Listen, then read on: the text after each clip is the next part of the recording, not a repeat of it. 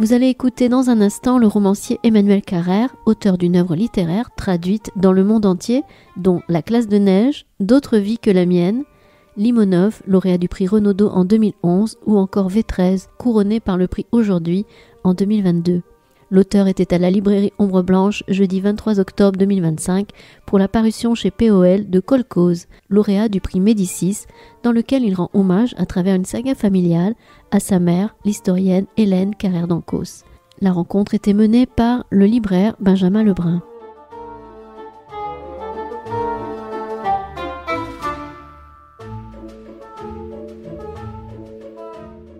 Alors bonjour à toutes et à tous, merci d'être venus en si grand nombre aujourd'hui, malgré les éléments, pour une rencontre exceptionnelle avec Emmanuel Carrère, que nous sommes vraiment très heureux, honorés de recevoir ce soir à la librairie, à l'occasion de la parution de son nouveau livre, Kolkhoz, qui est paru en août aux éditions POL.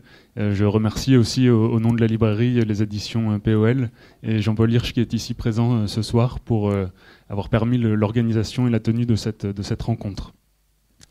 Et Emmanuel Carrère, merci beaucoup à vous. Bien sûr, merci à vous d'être venu.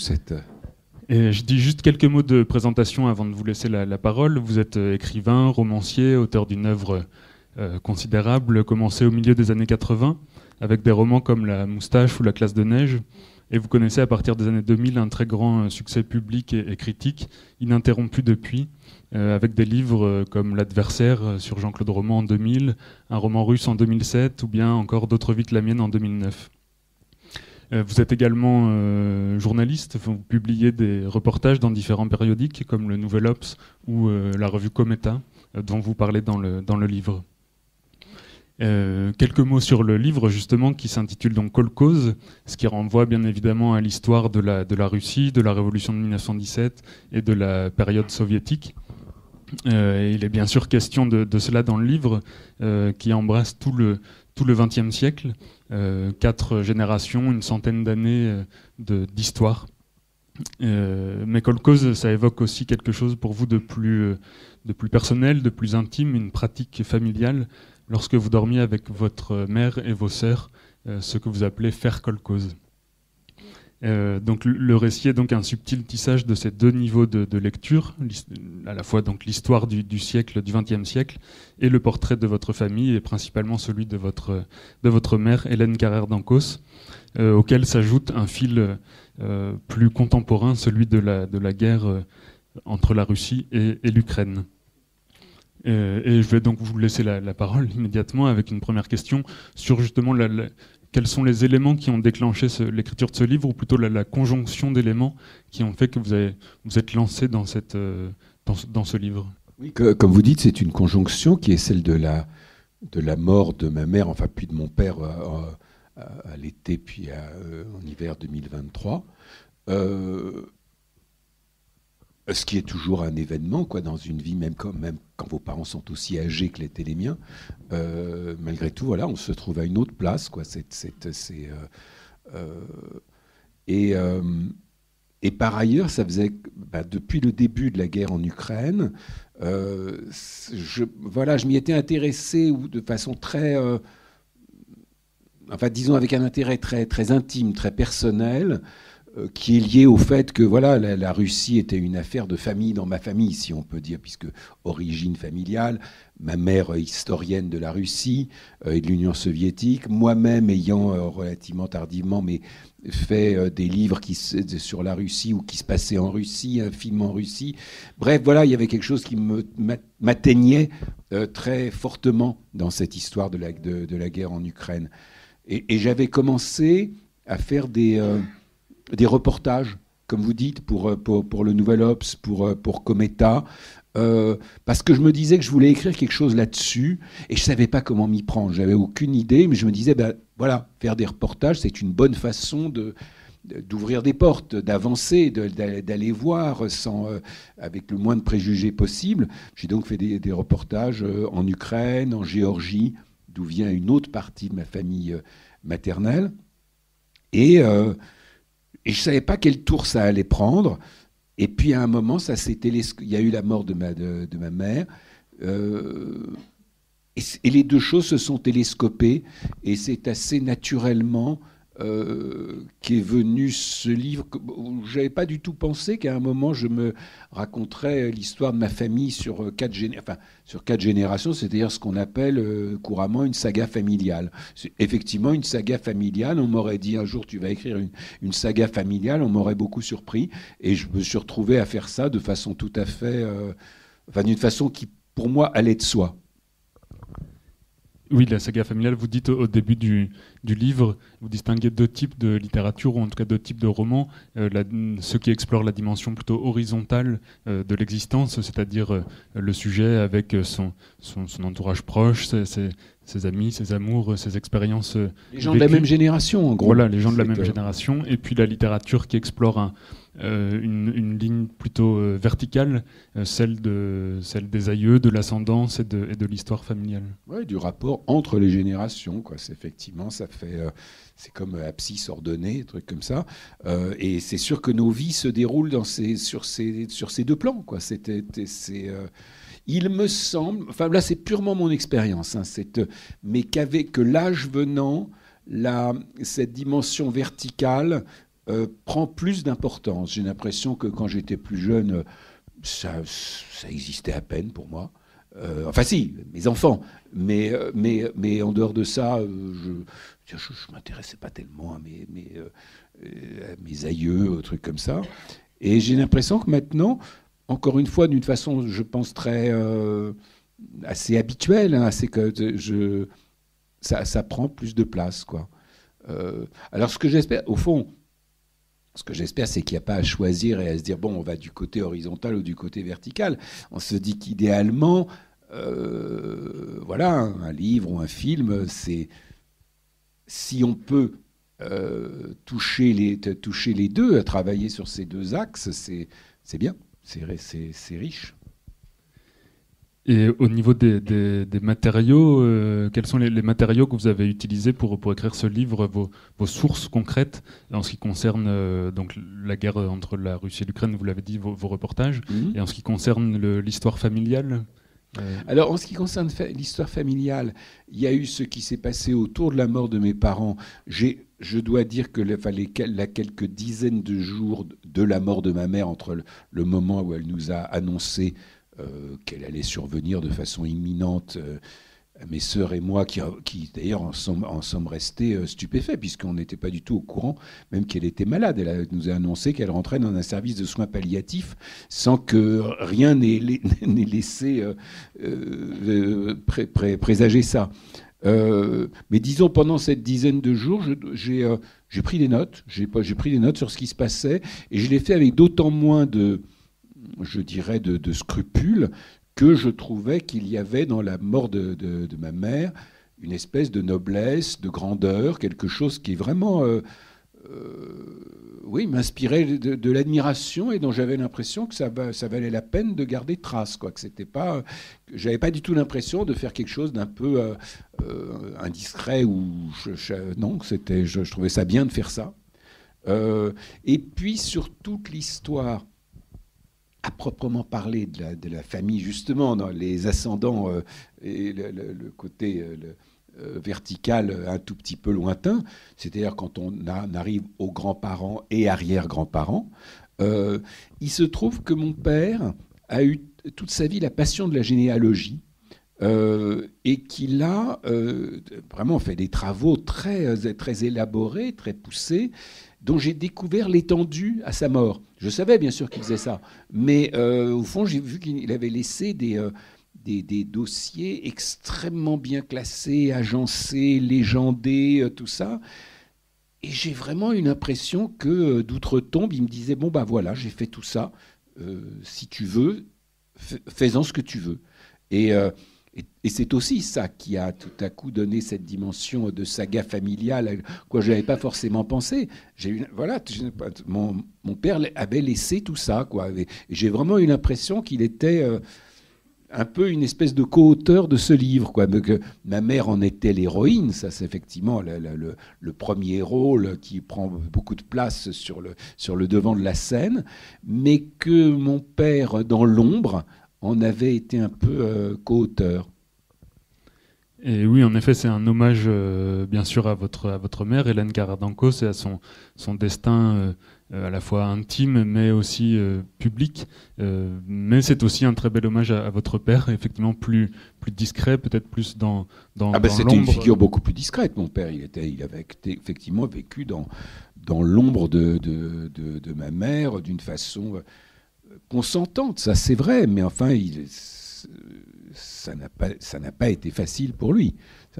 Leur vie conjugale a été quelque chose de compliqué, quoi. Que je raconte. Hein. Je ne voyais pas comment je pouvais ne pas le raconter. Ça aurait fait vraiment un trou, quoi, une absence dans le livre. Et sur la construction du livre, donc il débute aux alentours de 1920, il se termine à peu près en 2024 ou 2025, donc 4 générations, un siècle d'histoire, et vous avez fait le choix d'une construction linéaire, strictement linéaire. Alors en fait, oui, mais moi de toute manière, je suis...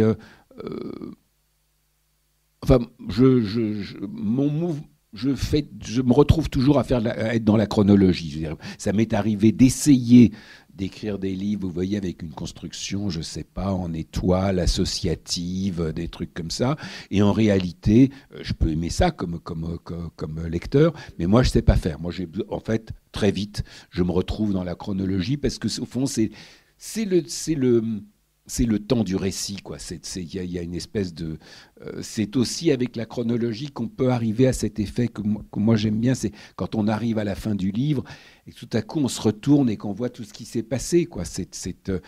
Maintenant, ce livre-là, il a 2 chronologies superposées. Il y a la chronologie, disons, de cette histoire qui démarre en 1921, quand ma famille géorgienne quitte la Géorgie sur quoi... l'Union soviétique vient de mettre la main et qui se termine, comme vous dites, à 23-24, quelque chose comme ça. Donc il y a un siècle. Mais en même temps, il y a une autre temporalité beaucoup plus courte qui est en gros celle de la rédaction du livre, quoi, celle qui va du début de la guerre en Ukraine jusqu'à la mort de mes parents. Et ça, c'est 2-3 ans en réalité. Et l'avantage d'avoir une chronologie, disons, dans le passé et une chronologie contemporaine, c'est que les passerelles de l'une à l'autre, ça permet de créer du mouvement, des accélérations, voilà, c'est des courts-circuits, des choses comme ça. Ça fait que ça permet d'éviter la monotonie, quoi. Ça donne sans renoncer à la chronologie, une espèce de, je ne sais pas, enfin, de peps narratif et puis c'est agréable à écrire aussi. C'est agréable d'avoir on se dit qu'on a tout le temps cette ressource-là, de revenir dans le présent. D'une façon générale, c'est un livre qui a été pour moi très agréable à écrire. C'est curieux parce que c'est vraiment un livre de deuil, tout ça, mais en même temps, ça a été un livre écrit de façon assez heureuse, quoi. Et ce que vous disiez là sur ce rythme, ce peps, il est marqué aussi graphiquement dans le livre avec une construction, je crois que c'est 31 chapitres, chacun de ces chapitres comprend une sorte de paragraphes, de blocs de texte qui sont titrés, ce qui donne environ 300 titres intérieurs. Et avec une table des matières en fin d'ouvrage. Est-ce que ça, c'était un petit jeu formel pour vous ? Alors, c'est un petit jeu, mais c'est un petit jeu qui n'est pas gratuit, quoi. C'est-à-dire que c'est vrai que cette façon de faire, maintenant c'est le 3e livre où je fais ça, je ne le ferai peut-être pas toute ma vie, hein, mais je l'ai fait avec yoga, je l'ai fait d'une autre façon avec V13, si grave que soit son sujet. Parce que c'est faire ces espèces de sous-chapitres ou de paragraphes, comme vous dites, qui sont compacts, puisque déjà il n'y a pas d'alinéa, on ne passe pas à la ligne, et qui sont de durée, de longueur variable. Ça peut être 5 lignes, ça peut être 5 pages, rarement plus. C'est des petites unités, et j'aime bien travailler avec ces petites unités. C'est comme si c'était des éléments de montage, comme si on avait des scènes, certaines où c'est des plans séquences, où c'est des choses comme ça. Et Et puis en plus, ça a quelque chose de satisfaisant, c'est quand on a fait une dans la journée, on est content. On se dit, voilà, il y a un petit objet qu'on a fait, voilà, on peut aller, on peut se lever de sa table en étant avec cette petite satisfaction. Et en effet, à un moment, quand on en a 280 et des miettes, je me suis aperçu que, j'y avais pas pensé tout de suite, mais que c'était très agréable de faire une table des matières. Alors elle est longue, hein, elle fait 7 ou 8 pages, quelque chose comme ça.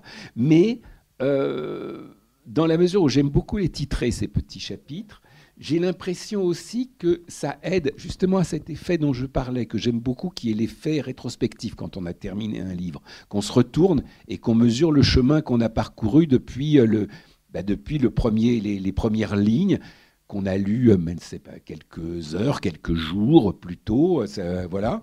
Et c'est comme si parcourir cette longue table des matières, c'était une espèce de façon pour moi de... Voilà, c'est comme si on prenait congé du livre en le récapitulant, comme si ça vous faisait le relire en accéléré. Et j'aime bien cet effet. Je l'aime beaucoup, cette table des matières. Je trouve ça me plaît bien.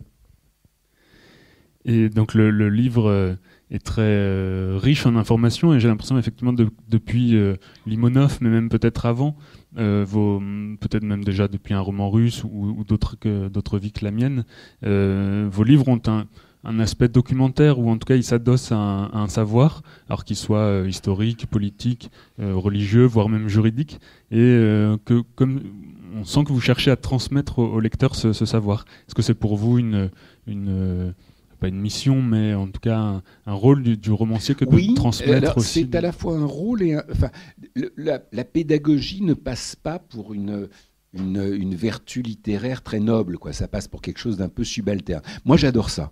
D'abord, j'adore apprendre des choses en faisant un livre.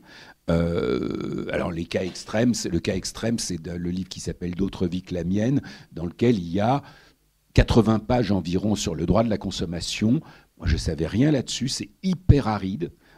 Et c'est vraiment une de mes fiertés professionnelles, artisanales, d'avoir vraiment rendu ça, je pense, clair, d'en faire mesurer les enjeux, et qu'on trouve ça, et qu'on se dise qu'au fond, qu'on se rende compte, qu'on comprenne pourquoi les personnages du livre, dont c'est le métier et la passion, trouvent ça si intéressant. Et donc, ça, c'est beaucoup de boulot de faire ça, mais c'est un boulot qui a quelque chose d'assez exaltant, techniquement, hein, aussi. Encore une fois, là, il y a quelque chose qui est de l'ordre de la fierté artisanale, quoi. On se dit, là, et donc, pareil pour le royaume, avec tout ce que j'ai pu apprendre et essayer de faire passer sur l'histoire des débuts du christianisme, la naissance des évangiles, tout ça. Il y a beaucoup, beaucoup d'informations. Une de mes fiertés aussi, c'est que Dieu sait que dans ce domaine, il y a énormément de spécialistes, et que ces spécialistes sont extrêmement pointus, et qu'aucun ne m'a cherché des poux sur la tête. Les exégètes, les historiens des premiers temps de l'Église ont tous trouvé que le livre se tenait, quoi. Au fond, j'aime apprendre des choses en écrivant un livre, et j'aime faire partager ce que j'ai appris, et j'aime justement le rendre clair, facile, tout ça. C'est vraiment une mission, je sais pas, mais enfin un plaisir, quoi, un plaisir, et l'impression peut-être un peu d'utilité aussi. Et c'est un plaisir qu'on ressent aussi en tant que lecteur du livre. Pour en revenir peut-être à la figure de votre mère, donc Hélène Karadankos, c'est un très bel hommage de l'amour réciproque qui vous a uni, vous et elle, vos sœurs également. Et comme je disais tout à l'heure, c'est aussi un hommage à sa carrière, enfin à sa vie publique, depuis la petite fille issue de l'immigration, géorgienne, qui apprend le français à l'école, qui est un peu plus tard marquée par l'opprobre qui entoure la disparition de son père, jusqu'à la fin de sa vie, les hommages de la République, les hommages solennels et les ors de la nation. Est-ce que vous pouvez nous dire peut-être justement quels ont été les moments clés, les moments charnières de sa carrière? Vous parlez beaucoup de ses débuts, notamment dans les années 50 et 60. Voilà, il n'y a pas là-dedans de prédétermination. Enfin, elle n'était pas forcément vouée à devenir ce qu'elle est. Non, c'est vrai, mais elle a, cela dit, jusqu'à... elle est devenue... au fond, un tout petit peu par hasard, une jeune universitaire qui s'est spécialisée dans des sujets quand même assez arides, qui étaient pas seulement l'Union soviétique dont elle est devenue spécialiste, mais au fond les peuples musulmans des républiques asiatiques d'Union soviétique, Ouzbékistan, tout ça, la façon dont l'islam s'accommodait du communisme. Enfin, c'est des sujets un peu trapus, quoi. C'était le premier livre de ma mère, ça s'appelait Réforme et les révolutions chez les musulmans de l'Empire russe. Bon, elle a appris ensuite à faire des trucs un peu plus grand public, mais et en fait, les choses ont changé.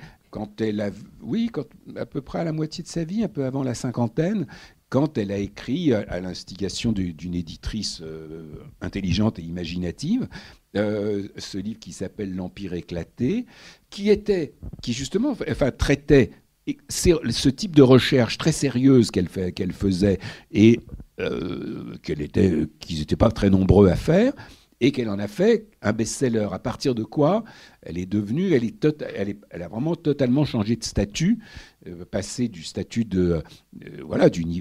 d'universitaire estimé de ses pairs à best-seller. Et puis petit à petit, vraiment, elle a gravi tous les échelons d'une espèce de gloire. Elle se présentait vraiment comme une espèce de produits exemplaires de la méritocratie républicaine, tout ça. Et ça l'a conduit ensuite à l'Académie française, à devenir secrétaire perpétuel de l'Académie française. Au fond, je pense que la chose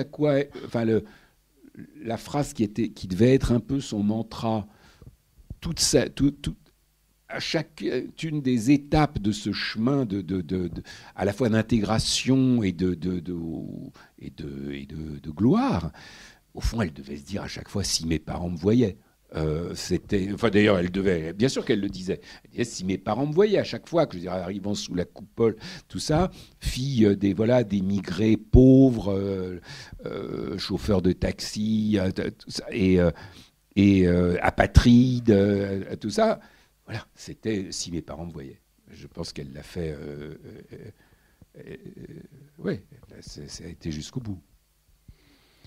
Et donc elle est effectivement spécialiste de l'Union soviétique. Elle a donc des ascendances géorgiennes du côté de son père, mais des ascendances russes aristocratiques du côté de sa mère et de la famille de sa mère.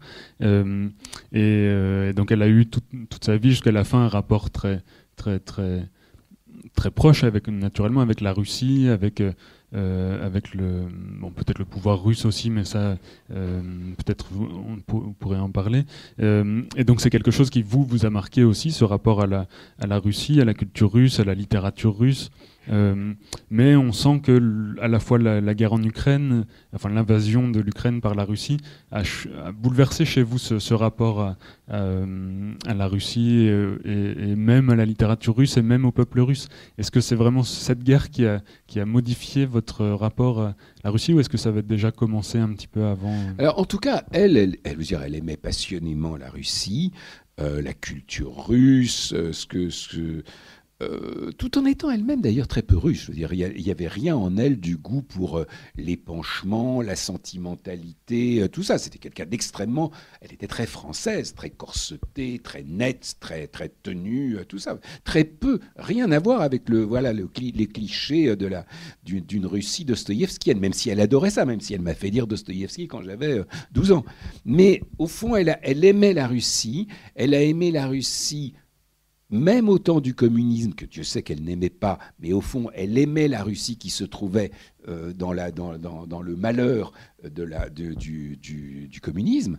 Et elle l'a aimé dans tous ses malheurs successifs en voulant croire à tous les moments où la Russie pouvait justement s'arracher à ce malheur. C'est drôle parce que à à 3 ans d'intervalle, elle a écrit deux de ses vraiment bons livres. L'un qui s'appelle Le Malheur russe, qui est un essai sur l'assassinat politique en Russie, mais qui est aussi une espèce de présentation très, très pessimiste, très sombre de constante de la Russie, d'une espèce d'arriération indécrottable, de façon de tourner le dos à l'Europe. Et un second qui date d'après la perestroïka, qui s'appelle Victorieuse Russie. Et elle a voulu se persuader que la Russie était victorieuse, que la Russie passait du côté de la démocratie, tout ça, ce dont elle n'a pas du tout crédité Gorbatchev, qu'elle détestait, mais Yeltsin, auquel elle... Et d'ailleurs, cela dit, la grande estime et même presque affection qu'elle portait à Yeltsin était au début très justifiée. C'est quand même Yeltsin qui a mis fin au parti, mis fin à l'Empire. Donc au début, Yeltsin, avant de devenir le pochetron absolu qu'on sait, a tout de même été un véritable héros de la démocratie, quoi. Et puis ensuite est arrivé le cas de Poutine, à qui elle a au fond fait beaucoup de crédit, comme elle n'était pas la seule, en se disant que... bah oui, que d'accord, c'était un type brutal, un peu tout ça, mais enfin au moins qui mettait de l'ordre dans le pays. Et je pense, bon, elle a fait preuve d'un...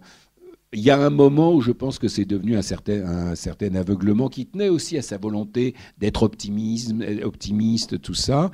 Et on en est arrivé à ce moment où au fond, je sais pas, février 2022, elle donne une grande interview sur LCI, très, très comme elle pouvait faire, hyper argumentée, claire, analytique, et où en passant, elle dit de toute façon, il n'est pas fou, Poutine, il va pas envahir l'Ukraine, chose qu'il a fait une semaine plus tard.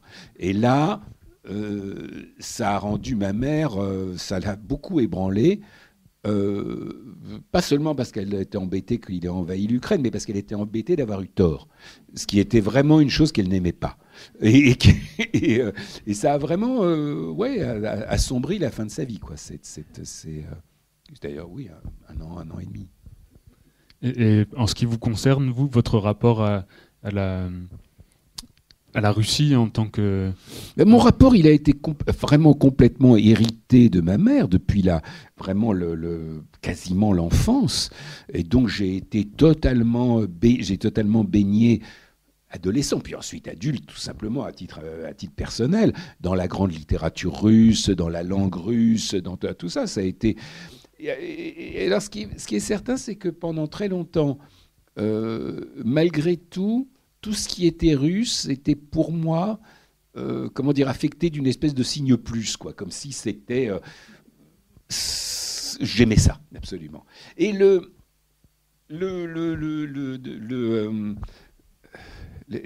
visage que montre la Russie depuis 3 ans, alors, faut pas être naïf, c'est pas qu'elle était spécialement ragoûtante, la Russie, auparavant.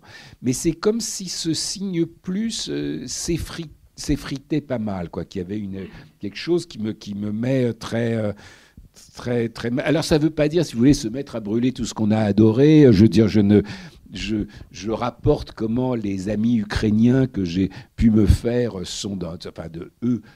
rejettent avec véhémence la culture russe, tous les grands écrivains russes. Je ne vais certes pas jusque-là, mais je les entends quand ils disent ça. Je les entends parce qu'au fond, j'entends aussi ce que j'avais jamais vu auparavant, alors que c'est évident, mais une parole de colonisé face à l'énorme colonisateur qu'était l'Empire russe.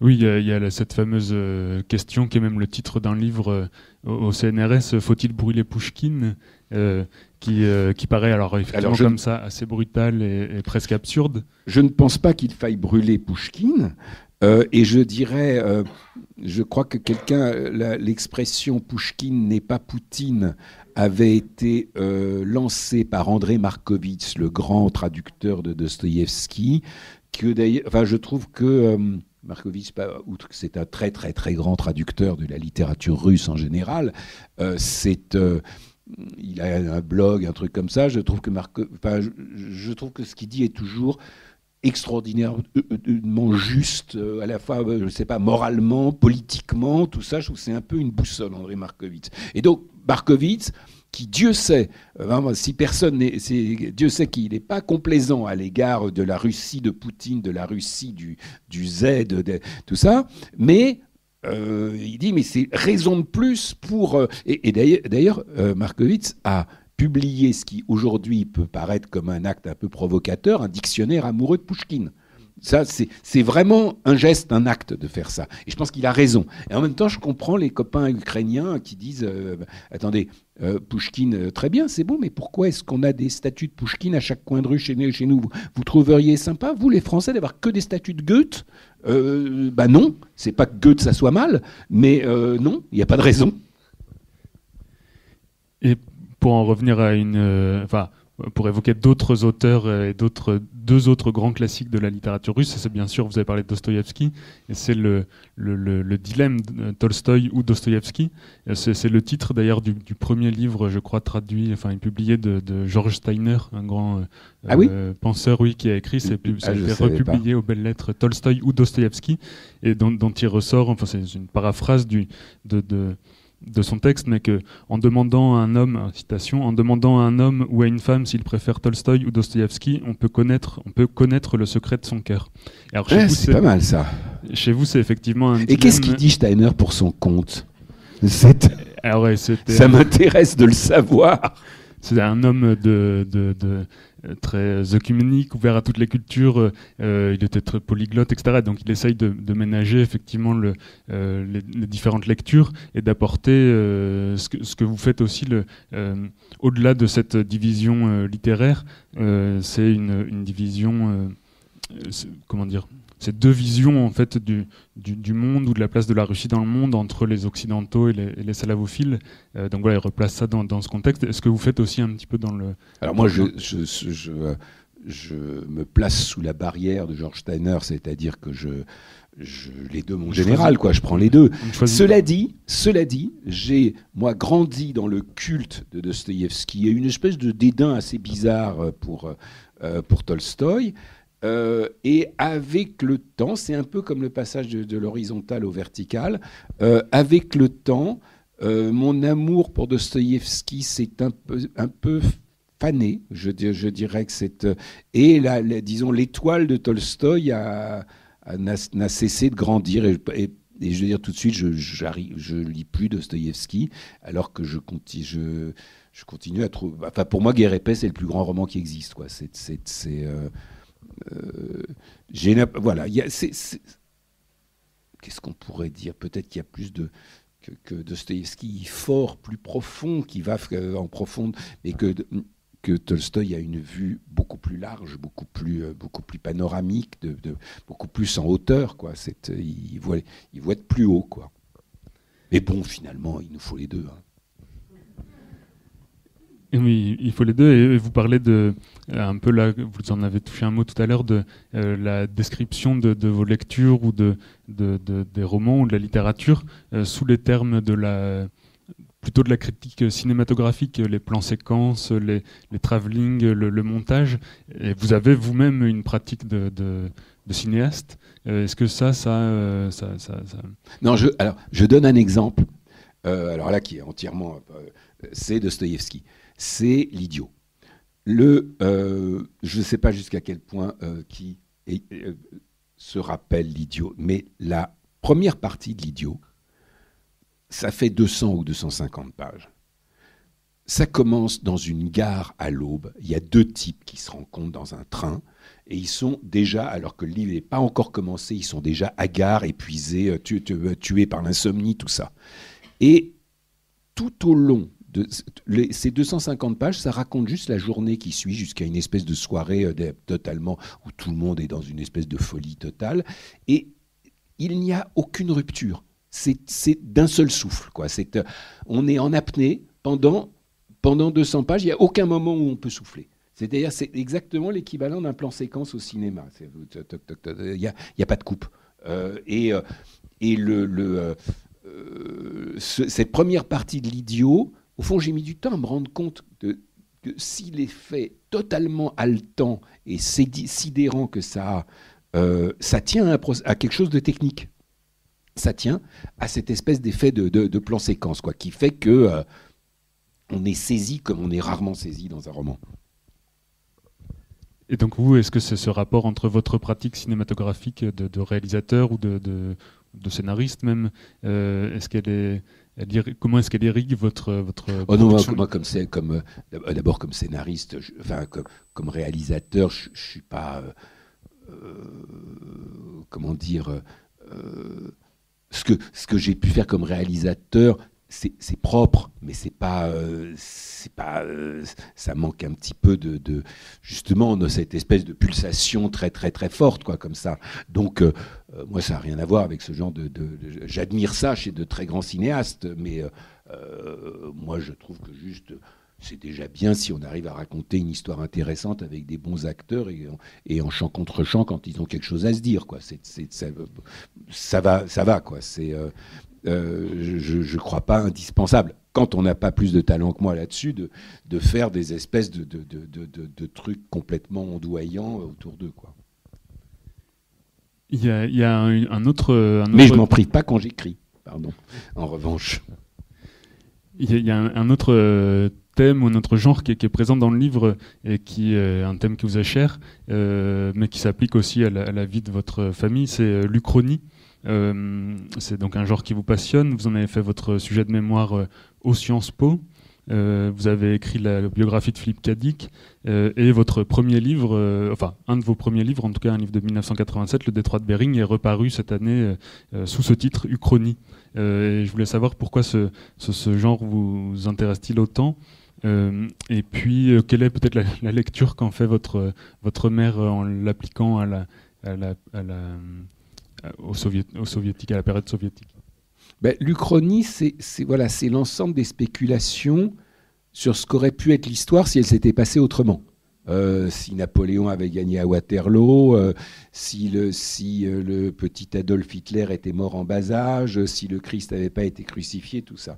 Donc c'est des spéculations a priori à la fois fantaisistes et un peu vaines, qui peuvent avoir du charme littéraire. Et moi, quand j'étais étudiant en histoire, j'ai dû faire un mémoire et je m'étais dit, tiens, l'Uchronie, c'est un sujet marrant, je serais plus que en plus, mon jury, il y connaîtra rien, donc je pourrais dire ce que je veux, quoi. Et donc, en plus, aujourd'hui, l'Uchronie, c'est quand même un genre assez connu, et puis il y a des... je ne sais pas si vous allez vous tapez Uchronie sur Google, vous avez 700 000 entrées ou quelque chose comme ça. À l'époque où je le faisais, ça n'existait même pas au catalogue des matières de la Bibliothèque nationale, quoi. Donc c'était un peu comme explorer une région inconnue avec 100 cartes au lieu de la traverser maintenant avec un GPS, quoi. Et à l'époque, ça m'avait beaucoup amusé de faire ça.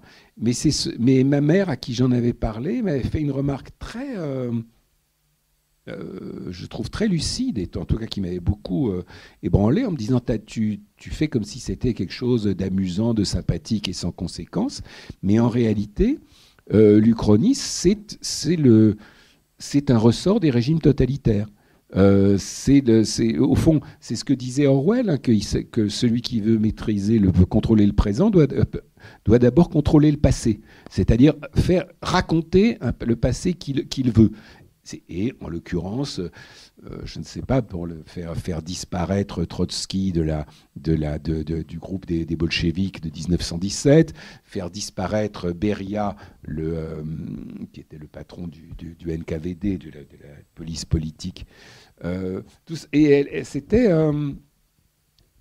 trouvais que c'était une remarque juste et qui donnait une espèce de poids et de gravité à ce que je voyais comme une sorte d'exercice sans conséquence. Il y a beaucoup de pages aussi dans le livre sur l'aristocratie russe qui arrive à Paris dans les années 20, après 17, une aristocratie déchue. Vous avez dit que votre mère n'était pas finalement beaucoup lié à l'histoire de sa famille russe. Votre père, en revanche, lui, s'y est beaucoup intéressé. Et vous faites le portrait de quelques-uns de ces émigrés russes déchus, ces aristocrates déchus. Est-ce que vous pouvez nous en dire quelques mots? Oui, c'était un monde très... ce monde de l'immigration russe, de gens qui avaient été, je ne sais pas, grands-ducs, ceci, cela, qui étaient chauffeurs de taxi ou qui brodaient faisaient de la couture en chambre, tout ça. C'était un monde qui avait une espèce de grandeur, de noblesse, puisqu'il était... c'était déchu et en même temps ils prenaient ça bien. Ils avaient une espèce enfin, ou en tout cas ceux que j'ai connu la toute fin de ça. Il y a un passage assez marrant. Il n'est pas de moi. Tenez, c'est juste un truc. Nabokov a très très bien, qui appartenait entièrement à ce milieu et qui l'a décrit dans quelques-uns de ses livres, les derniers livres qu'il a écrits en russe, puisqu'il a écrit en russe dans sa langue avant de devenir l'immense auteur de langue anglaise qu'il est devenu par la suite quand il est parti s'installer aux États-Unis. Et voilà une petite description que fait Nabokov de ce milieu. À de rares exceptions près, toutes les forces créatrices d'esprit libéral avaient fui la Russie de Lénine et Staline, d'où le très haut niveau de leurs colonies, à Berlin ou Paris, et leur capacité à mener entre soi une existence bizarre mais nullement désagréable, dans l'indigence matérielle et le luxe intellectuel, parmi des Allemands et des Français fantomatiques, sorte d'aborigènes avec qui nous n'éprouvions le besoin d'entretenir aucune relation. Et donc votre père, lui, qui n'était pas mon père, il était fasciné par ce monde-là. Il était fasciné, il avait... c'est de là aussi que sans doute que vient sa passion de la généalogie, qui était plus une passion de la généalogie de la famille de sa femme que de sa famille à lui, qui était une famille française d'origine paysanne. C'était il y avait un côté un peu snob chez lui parce que c'était des gens titrés, tout ça, mais il y avait une espèce d'amour de quelque chose de romanesque, de chimérique, de choses comme ça qui a été une des clés de sa vie et qui me le rend très, très touchant, très aimable.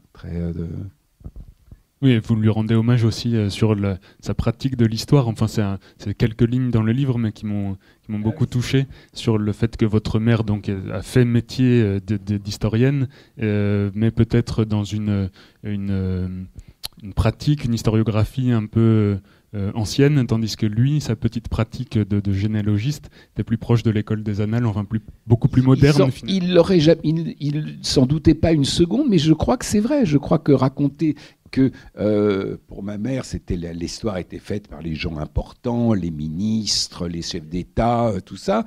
Et mon père, ce qu'il adorait, c'était de faire l'histoire en correspondant avec des curés de campagne et des érudits locaux. Et en réalité, c'est vrai que c'est une histoire plus moderne, celle-là, comme vous dites, celle des annales. Je veux dire que le genre de truc qu'il y avait dans les dossiers de mon père, ça devait se trouver dans les dossiers de Fernand Braudel ou d'Emmanuel Leroy-Ladurie ou d'Arlette Farge.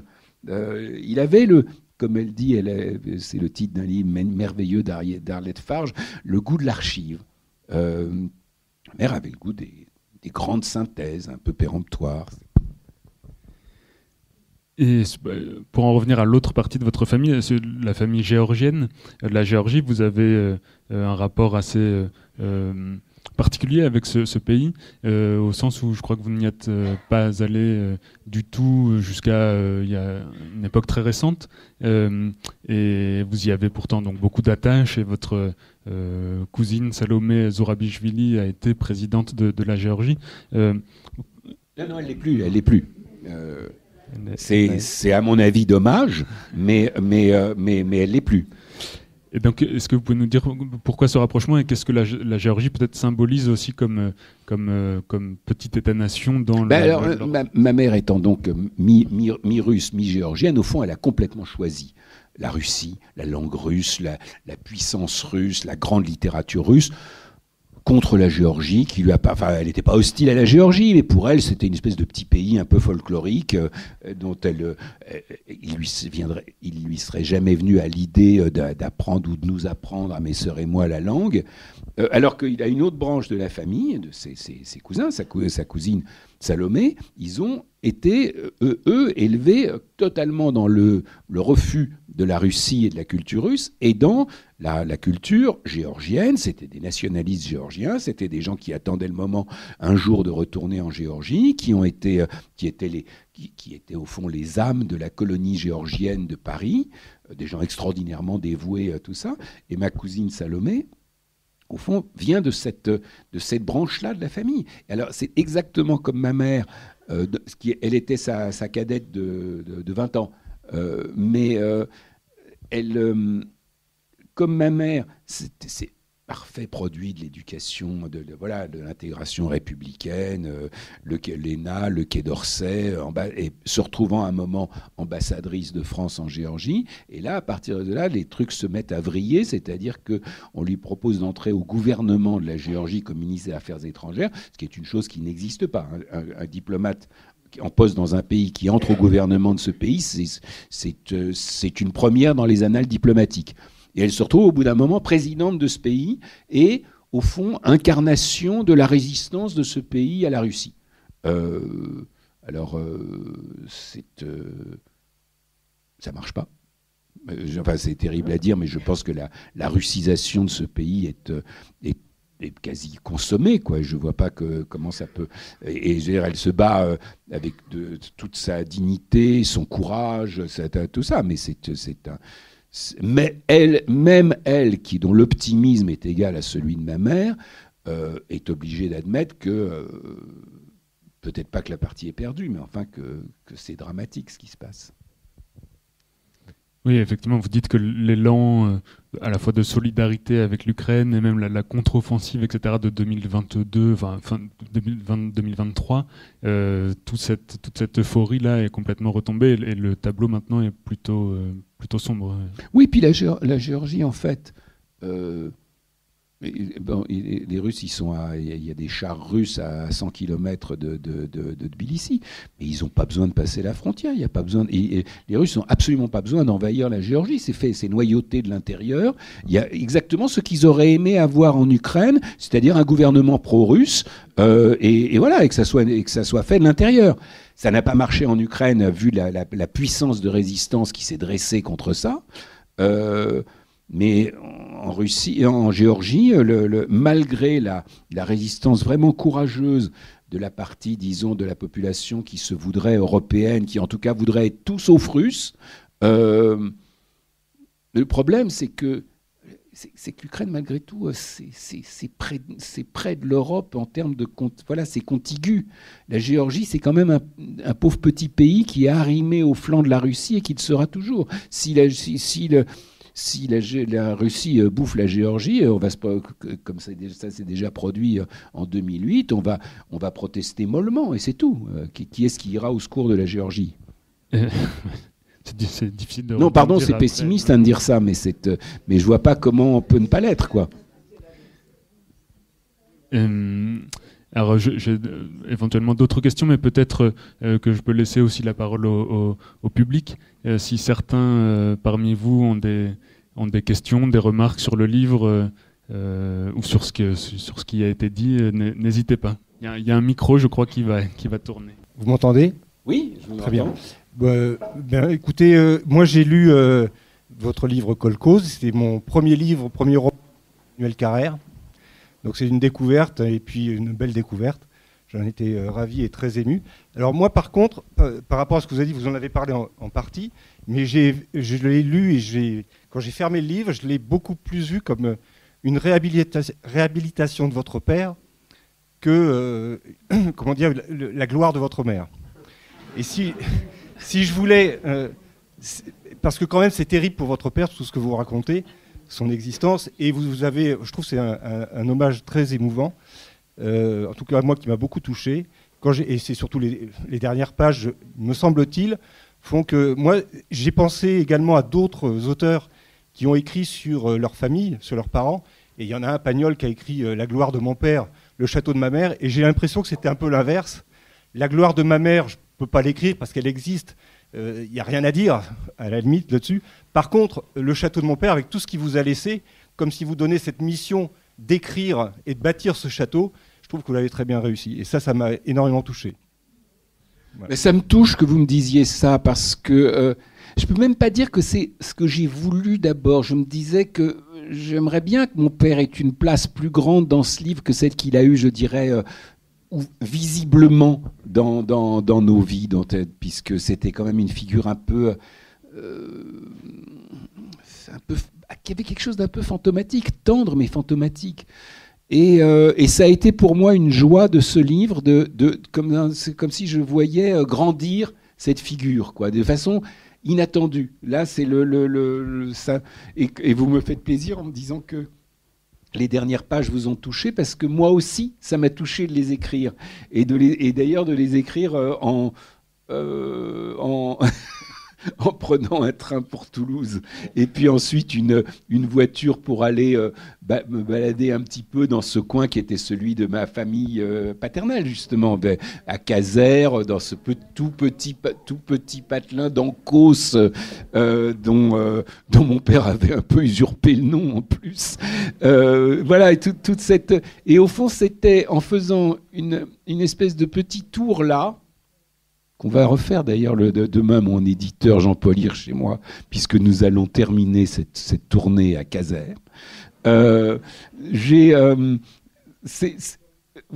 suis parti en me disant j'aimerais bien trouver la fin du livre, et finalement en fait, j'ai fait quoi? J'ai juste passé 2 jours avec une voiture à me balader là, dans des endroits où j'ai plus été depuis très longtemps, tout ça.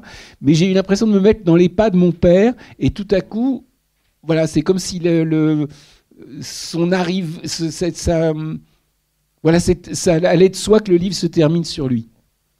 Et ça m'a rendu très heureux, et ça me rend très heureux quand vous me dites ce que vous venez me dire. Et en plus, je pense que c'était vraiment quelqu'un du Sud-Ouest. Vous êtes dans le Sud-Ouest, il y a Casères du Sud-Ouest. Ah oui. Alors, bon, soyons... Non, il faut bien, il était à moitié bordelais. Ouais. Oui, on est bien obligé de le dire. J'ai dit Sud-Ouest, c'est pour ça. C'est pas tout à fait comme les Russes et les Géorgiens, mais ni Tolstoï, Dostoïevski. J'en profite d'ailleurs pour rebondir sur un autre membre de votre famille qui est très important dans le livre et qui est très important pour vous, c'est votre oncle maternel, Nicolas, dont vous pouvez peut-être nous dire un petit mot. Mon oncle, enfin, c'est le frère cadet de ma mère, ce qui veut dire qu'il a aujourd'hui 87 ans. Au fond, il a été dans un rapport très compliqué, très conflictuel toute sa vie avec sa grande sœur, qui, à la mort, leurs parents étant morts très jeunes, et pour leur père dans des conditions, enfin une disparition, collaboration, tout ça, enfin bon, un truc compliqué et lourd à porter. Et ça, sa sœur l'a élevé, et très bien. Mais elle a aussi cherché à le protéger, et la protéger au prix de pas mal de mensonges, de choses comme ça, au fond, il a beaucoup souffert et qui ont créé d'énormes malentendus entre eux, et qui ont duré jusqu'à la fin, quoi, à peu près. Et moi, en fait, à un moment assez tôt, quoi, vers 14-15 ans, mon oncle est entré dans ma vie plus vraiment comme un oncle, mais comme, au fond, un de mes amis les plus chers, ce qu'il est toujours, quoi. Ça a été une des personnes les plus vraiment... c'est une des personnes les plus importantes de ma vie, quoi. Et j'ai essayé de faire de lui un portrait à la mesure de l'affection que je lui porte. Et c'est très réussi, c'est un portrait qui est très touchant. Je vous ai beaucoup lu et je dois dire que ce livre a une place particulière. En rebondissant un peu sur la question du monsieur tout à l'heure, j'ai été très sensible à la construction, à l'ouverture et à la clôture, à l'ouverture dans les hommages de la nation à votre mère, et la clôture sur les pas de votre père à la recherche d'une fougère. Je crois que pour les deux, vous avez créé un magnifique tombeau au sens du XVIIe siècle. Alors, merci. Et ce qui est marrant, c'est que quand vous me dites ça, tout à coup, je prends conscience de quelque chose qui évidemment est évident, mais à quoi j'avais pas pensé dans l'espèce de symétrie entre l'ouverture, avec en plus ce côté roulement de tambour où tout est public, tout est grandiose, tout ça, et la fermeture qui est sur quelqu'un de tout seul, qui est dans des forêts, qui marchent dans la nature, à la recherche de quelque chose d'un peu chimérique et en même temps de familier, et au fond qu'on voit finalement tout seul sortir dans la lumière. Et je n'avais pas pensé à ça, mais c'est vrai qu'il y a un truc absolument symétrique. Donc merci de m'en avoir fait prendre conscience. Merci pour votre livre, d'abord. Et une question, est-ce que Kolkhoz est un roman ?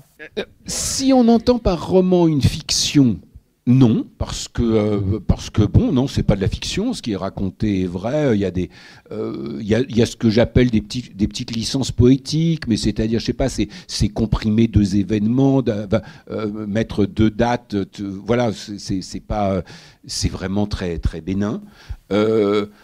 En revanche, il me semble utiliser absolument toutes les ressources du roman. Et moi, j'adore ça. J'ai l'impression qu'il y a toutes les ressources de je ne sais pas, de suspense, de narration, de trucs comme ça. Donc, voilà, c'est pas une fiction, mais c'est un roman, tout ce qu'il y a de plus roman.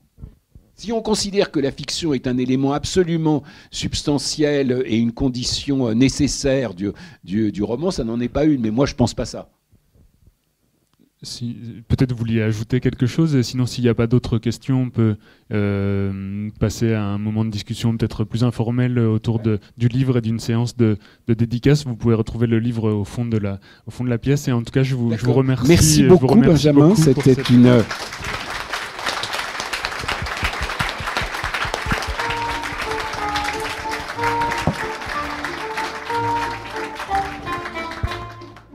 Le livre Kolkhoz d'Emmanuel Carrère, paru chez POL, a obtenu le prix Médicis 2025.